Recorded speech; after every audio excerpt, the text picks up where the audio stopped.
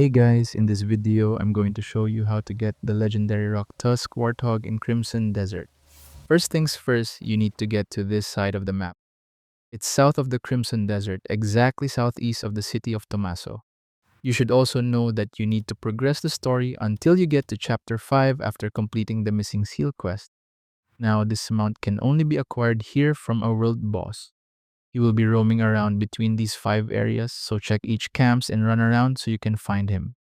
The boss is not easy to miss. He's wearing a bright red cape and the mount which is bigger compared to the other mobs. You also need to face about 10 to 20 enemies while fighting this guy, so make sure you have enough food and good gear as things will get chaotic.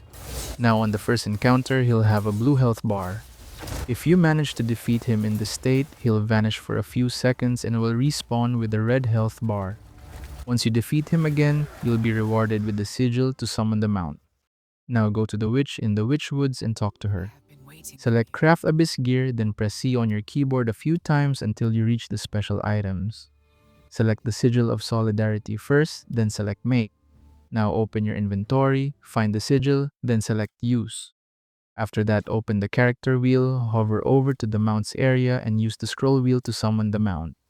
And that is how to get the legendary rock Tusk Warthog in Crimson Desert. Thank you so much for watching.